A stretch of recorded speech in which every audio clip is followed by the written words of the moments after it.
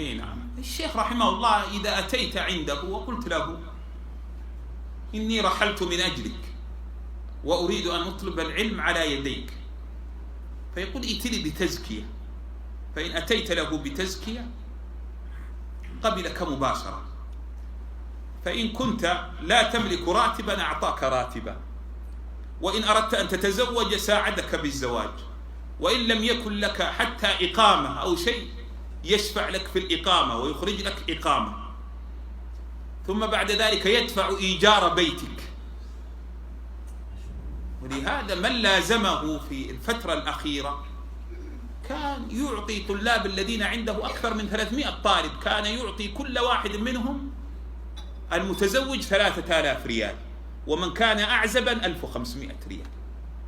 وكنت في أول حياتي فقيرا والله ما أملك من هدبة الدنيا ولا زهرتها شيئا، فقال تسكن عندنا في القبو، فسكنت عنده 2 سنين، آكل من طعامه ويعطيني 1500 ريال، وفي العيد يعطيني 10,000 ريال، وفي الحج يعطيني 7,000 ريال،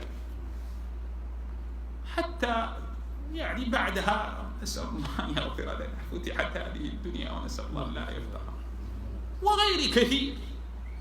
ولا تظن أني أنا وحدي هكذا، بل والله لا أعدهم، ناس من الجزائر، ناس من المغرب، ناس من الصومال، ناس من السودان. كان في واحد اسمه أبو هريرة كان يكثر عن أبي هريرة فلقبوه وكنوه بأبي هريرة. يقول إن الشيخ قال له ماذا تعمل؟ قال يا شيخ والله أعمل في بيع الطيب. قال يكفي هذا عائلتك؟ قال ما يكفيهم يا شيخ. قال ما يكون إلا خير، تراجع بن عتيق. وحنا طلاب الشيخ إذا قالوا تراجع بن عتيق كأن الدولة تقول لك راجع وزارة المالية، يأتيك الخير العميم والنفع العظيم. فقال لي أبو هريرة مين ابن عتيق؟ قلت أبشر بالخير، والله الشيخ بيعطيك مبلغ لكن يجعل لنا حظا منه يا أبا هريرة، أمزح معه. فذهب أبو هريرة إلى ابن عتيق، فإذا الشيخ قد أمر له ب70,000 ريال، قال تعويضا عن الرواتب السابقة اللي ما قدرنا نعطيك إياه. سبحان الله، كرمه شيء عجيب. ولهذا ملازمته كانت سهلة،